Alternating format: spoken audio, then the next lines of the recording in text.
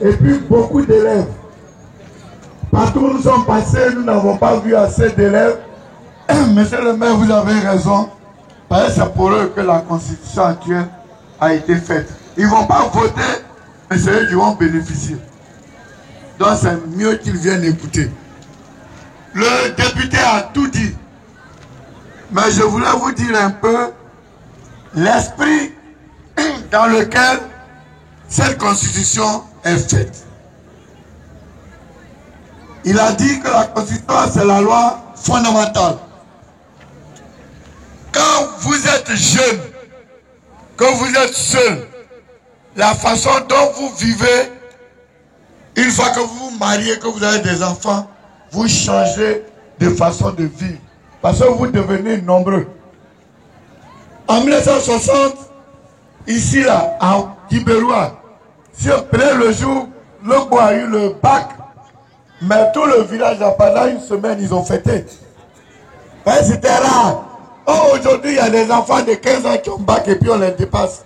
Parce que bac là, il y en a beaucoup maintenant, c'est inversé. Donc, au fur et à mesure, l'avance, les choses changent. Donc, il a dit tout à l'heure, les femmes et les hommes. Avant, c'est les hommes qui travaillaient. Les femmes étaient assises à la maison, on les appelle ménagères. Donc, c'est l'homme qui a le bulletin de salaire. Quand on veut payer les enfants, on met sur le bulletin de l'homme. Et puis, on diminue ses impôts.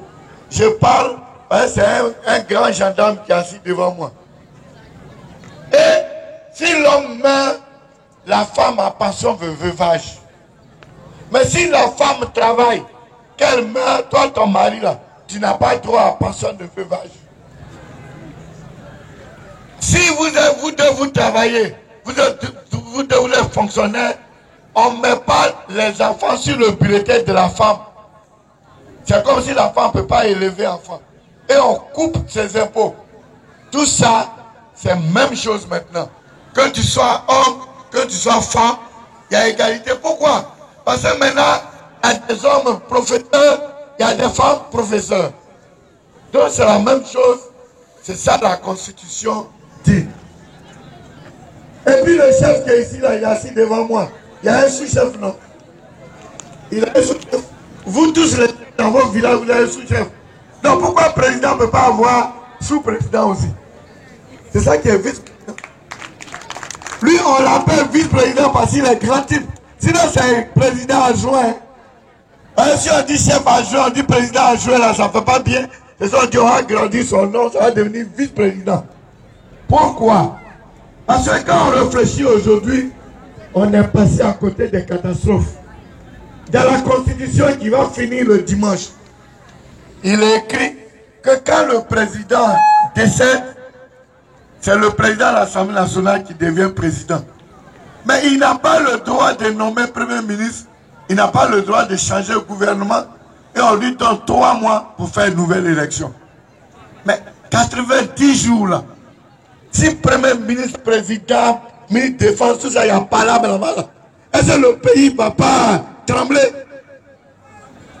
Et puis entre nous, il y a quelqu'un de Gagnon qui est président comme ça, et puis Dieu l'a appelé, il est mort, et puis il a la mort, ils n'ont pas encore enterré, vous dites on va l'enterrer dans 6 mois, il a la mort, et puis on dit on organise l'élection, et puis on vient battre campagne. Est-ce que vous allez participer au vote là?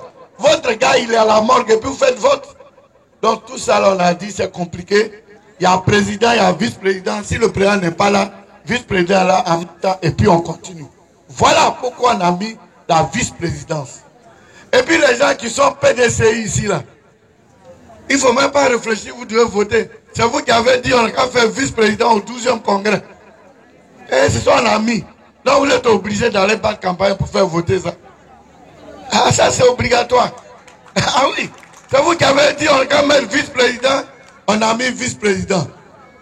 Donc voici, il a expliqué les chefs qui est centralisé.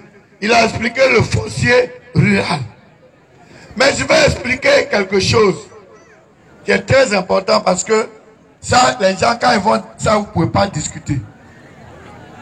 Vous voyez, Certains qui ne veulent pas qu'on vote, ils disent Ouattara là, il a fait la constitution pour être candidat encore un mandat. Ouattara lui-même dit il ne peut pas, il ne veut plus être candidat. Il ment. Quand le moment va arriver là, vous allez voir. C'est pour cela que voici ce qu'on a écrit dedans. L'article 183. Je vais lire pour ne pas vous tromper. L'article 183 dit quoi? La législation actuellement en vigueur en Côte d'Ivoire reste applicable. C'est-à-dire que tout ce qui est comme loi en Côte d'Ivoire, c'est valable. Sauf l'intervention de nouveaux textes. Donc s'il y a un nouveau texte comme la Constitution, en ce qu'elle n'a rien de contraire à la présente Constitution. L'ancienne Constitution dit quoi? On dit le président est élu pour 5 ans, il est rééligible une seule fois. Ça veut dire que quand tu deviens président, tu as 2 mandats. La nouvelle Constitution dit quoi? Que le président est élu pour 5 ans, il est rééligible une seule fois. Ça veut dire que quand tu es président, tu as 2 mandats. Et comme 2 mandats anciens, ce n'est pas contraire à 2 mandats actuellement, c'est 2 mandats. Si on avait dit à la nouvelle constitution, on peut faire 3 mandats, voilà, il allait être candidat. Mais on dit, s'il y a une loi et que la constitution ne change pas ça, ce n'est pas contraire, c'est ce qui était avant là qui s'applique. Et on a écrit dans la constitution. Donc restez tranquille, Ouattara ne sera pas candidat pour 3e mandat. Nous on a écrit ça dedans. Voilà. Alors si on a enlevé ça, vous n'avez pas quoi demander.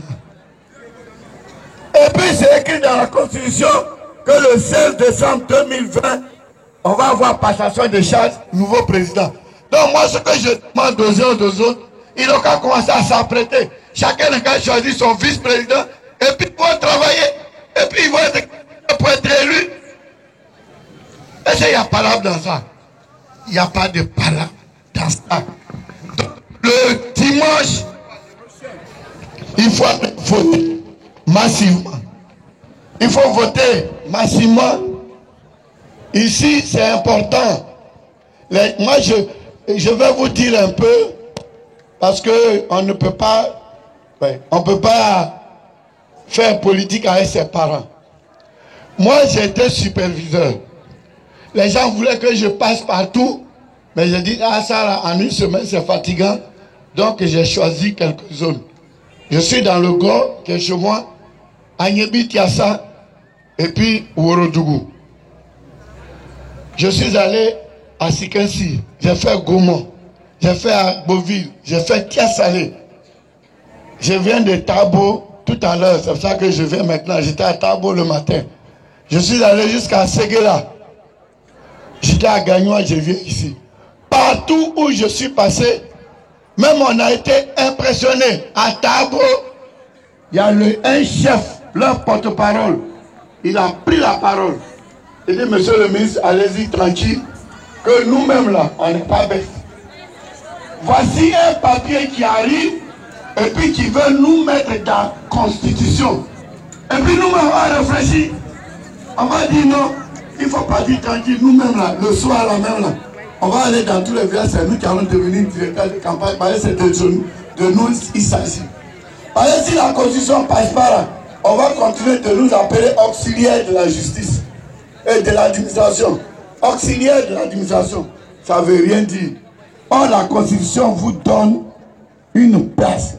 Votre président, le roi chef des chambres là, il va avoir une voiture avec gyrophare devant. Quand il passe là, on dit, ah, voici les chefs qui passent. Voici, donc c'est pour vous. Ensuite, c'est prévu dedans. L'Assemblée va se réunir pour prendre des textes. On va vous donner les affaires que vous devez juger. C'est-à-dire que les juges ne vont plus venir attraper les gens, n'importe comment. On va réserver certaines choses aux chefs.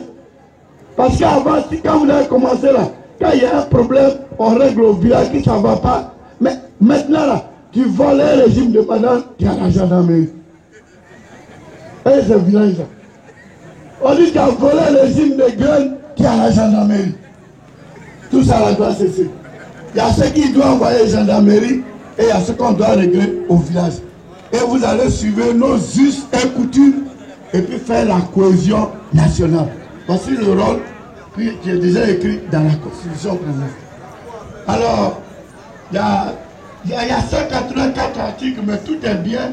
Le bois a bien résumé, donc je ne vais pas être très long, mais je voudrais vous demander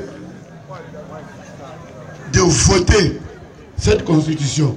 Beaucoup de personnes ont décidé de la voter, donc nous aussi, on va voter.